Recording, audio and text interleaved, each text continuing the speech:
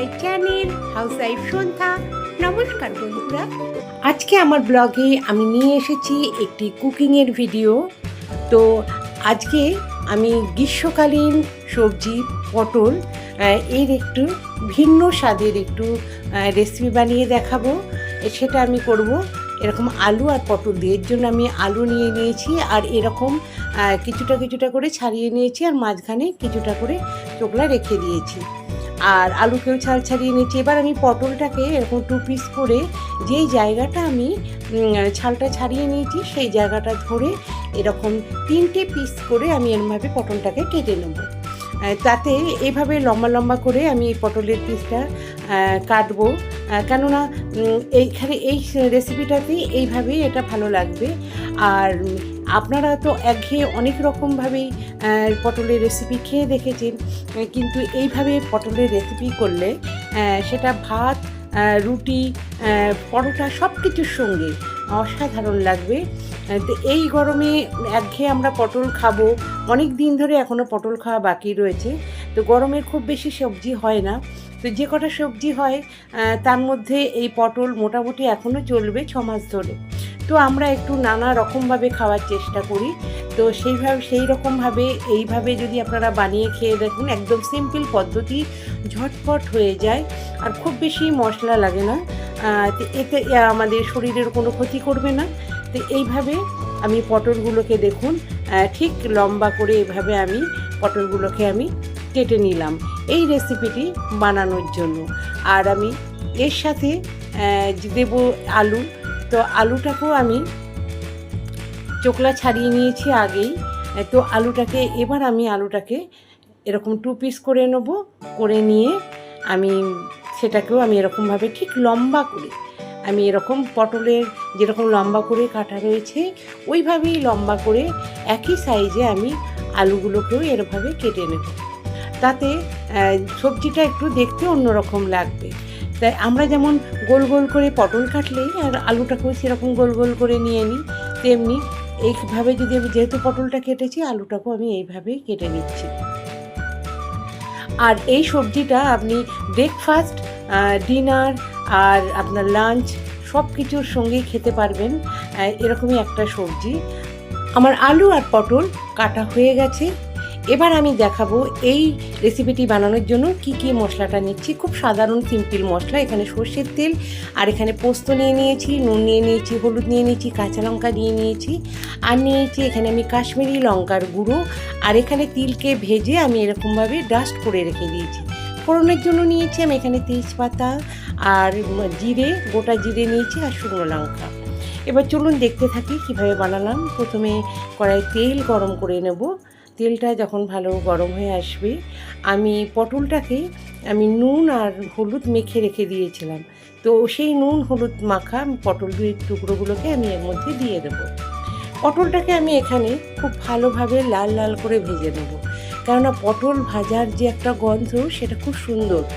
তো পটলটা যদি না ভাজি তাহলে একটা কেমন চ্যাপচ্যাপে টাইপের, ভিজা টাইপের, ন্যাতানো টাইপের লাগবে। কিন্তু পটলটা যখন আমি ভেজে নেব তখন পটলটার স্বাদ একটু অন্য রকম হয়ে যাবে, তখন খেতেও খুব ভালো লাগবে, একটু মুচমুচেও থাকবে ভেতরে। তো আর পটল ভাজার গন্ধটাও খুব সুন্দর। তো এইভাবে আমি পটলগুলোকে একদম লো ফ্লেমে আমি এরকম ঢাকা দিয়ে ভেজে নেব। তাহলে কি হবে দেখুন, এই পটলগুলোকে আমি এভাবে একদম লাল লাল করে মোটামুটি ভাজা হয়ে গেছে আমার। এইভাবে আমি একটু লাল করে যখন ভেজে নেব তখন পটলটা খেতেও খুব ভালো লাগবে। আর এই রান্নাটি আমি সামান্য তেল দিয়ে এই গরমের মধ্যে খুব হেলদিভাবে বানিয়ে দেখাবো। যেহেতু আমি পটলকে নুন আর হলুদ মেখে রেখে নিয়েছিলাম, রান্নায় যেন সেই পরিমাণ মতনই নুনটা দেওয়া হয়, তাহলে কী হবে, নাহলে নুনটা অনেকটা বেশি হয়ে যাবে। এবার আমার পটলটা ভাজা হয়ে গেছে। এবার আমি পটলটাকে একটি পাত্রের মধ্যে এটাকে তুলে নেব। এবার সেই কড়াইয়ের মধ্যে আমি সামান্য তেল দিলাম, এর মধ্যে ফোড়ন দিয়ে দিলাম গোটা জিরে, শুকনো লঙ্কা আর তেজপাতা। ফোড়নটা একটু নাড়াচাড়া করে যখন খুব সুন্দর একটা গন্ধ বেরিয়ে আসবে, দেখুন এই যে পটল ভাজাটা তুলে নিয়েছি ভেজে, এইভাবে ভেজে, আর এর মধ্যে আমি দিয়ে নেব এখানে আলুর টুকরোগুলোকে যে একদম একটু লাল লাল করে আলুর টুকরোগুলোকেও আমি এর মধ্যে ভেজে নিচ্ছি। তো এবার আমি আলুর টুকরোগুলোকে দিয়ে দিয়েছি আর একটু নাড়াচাড়া করে নেবো আলুর টুকরোগুলোকে। আমি খুব একটা বেশি তেল দিয়ে এটা রান্না করছি না, নর্মাল রেগুলার খাওয়া যায় সেই জন্য সেই রকমভাবে এটাকে আমি রান্না করছি। এবার আমি এর মধ্যে আন্দাজ মতো নুন দিয়ে নেব। যেহেতু পটল ভাজার মধ্যে একদম পরিমাণ মতো নুন আর হলুদ দেওয়া রয়েছে সেভাবেই ভেজেছি। এবার শুধু আলুর পরিমাণ এখানে নুনটা দেব। তো এখানে আমি একটুখানি নুন দিয়ে নিয়েছি। নুন দিয়ে এবার আলুটাকে একটুখানি ভেজে নিচ্ছি। নুনটা আগে দিলাম কারণ সম্পূর্ণ নুনটা যাতে আলুর গায়ে খুব সুন্দর করে মানে মানে আলুর সঙ্গে নুনটা ঢুকে যায়। এর মধ্যে দিয়ে দিলাম সামান্য হলুদ। এবার হলুদটা দিয়ে খুব ভালো করে আমি একটু নাড়াচাড়া করে নিচ্ছি। এবার একদম লো ফ্লেম করে নেব, করে এবার আমি একটু একদম নাড়াচাড়া করতে করতে একটু টাইম ধরে এটাকে ভেজে নেব। আর আমি এখানে বেটে নেব পোস্ত আর এখানে পোস্ত আর কাঁচা লঙ্কা একসঙ্গে আমি এটাকে বেটে নেব। দেখুন আমার এখানে পোস্ত আর কাঁচা লঙ্কাটাকে আমি শিলনোড়ায় বেটে নিচ্ছি। আপনারা মিক্সিতেও বেটে নিতে পারেন, আর আমি মিক্সিতে বাটছি না। এটা একটু আমি একদম মিহিভাবে বাটবো না, একটু দেখুন এই যে একটু দরদরা বা একটু দানাদার টাইপের থাকে। আমি এইভাবেই পোস্তটাকে বেটেছি, খুব মিহিভাবে এটাকে আমি বাটিনি। এবার দেখুন আমি এটাকে একটি ছোট্ট বাটির মধ্যে আমি এটাকে তুলে নিচ্ছি। আর আমি যে এখানে আলুটাকে আমি ঢাকা দিয়ে ভাজা করতে বসিয়েছিলাম, এবার দেখুন আলুটা এইভাবে ভাজা হয়েও গেছে অনেকটা, একটু লাল লাল করে এটাকে আমি ভেজে নিচ্ছি সম্পূর্ণ। এবার ভাজা হয়ে গেছে। আমরা সাধারণত রান্না করতে করতেই মশলাগুলোকে করি, যেমন আলুটাকে ভাজা বসিয়ে দিয়ে যেমন আমি পোস্তটাকে বাটলাম এইভাবে 2-3 বার এরকম একটু ঢাকা দিয়ে দিয়ে আলুটাকে আমি ভেজে নিচ্ছি। ভেজে নেওয়ার পর দেখুন একদম এটা সম্পূর্ণভাবে এটা ভাজা হয়ে গেছে। এবার সম্পূর্ণভাবে ভাজা হয়ে যাওয়ার পর এরকম দেখুন মোটামুটি 50%-এর উপরে বয়েল হয়ে গেছে। এবার আমি এর মধ্যে দিয়ে দিলাম বেটে রাখা কাঁচা লঙ্কা আর পোস্ত বাটা।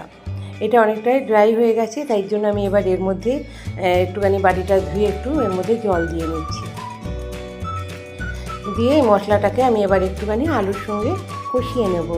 এবার মশলাটাকে দিয়ে এর মধ্যে দিয়ে নিচ্ছি তিল ভেজে রেখে আমি এটাকে ডাস্ট করে রেখেছিলাম, সেই তিলের ডাস্টটা দিয়ে নিলাম। এর মধ্যে আমি দিয়ে নিলাম হলুদ আর একটু সামান্য পরিমাণে একটু কালারের জন্য। আর এর মধ্যে দিয়ে নিচ্ছি কাশ্মীরি লঙ্কার গুঁড়ো। কাঁচা লঙ্কাটা বা ঝালটা আপনারা আপনাদের পরিমাণ মতো নিয়ে দিতে পারেন। এবার মশলাটাকে খুব ভালো করে আমি কষিয়ে নেব। এটা আমি লো টু মিডিয়াম ফ্লেমে কষাচ্ছি, যাতে খুব সুন্দরভাবে একটা গন্ধ বেরিয়ে আসবে পোস্ত আর তিলে। ততক্ষণ পর্যন্ত আমি এটা ধীরে ধীরে কষিয়ে নেব। এভাবে কিছুক্ষণ ধরে কষিয়ে নেওয়ার পর যখন এটা খুব সুন্দর একটা ভাজা মশলার গন্ধ বেরিয়ে আসবে, তখন এর মধ্যে আমি জল দিয়ে নেব। জাস্ট আলুটা আর 50% সিদ্ধ হওয়া বাকি রয়েছে, যাতে সেইটুকুনি সিদ্ধ হয়ে যায়, সেই জন্য। দেখুন আমি ঢাকনা উল্টে দেখে নিচ্ছি আলু কতটা সিদ্ধ হয়েছে। আলু মোটামুটি এখানে বয়েল হয়ে গেছে।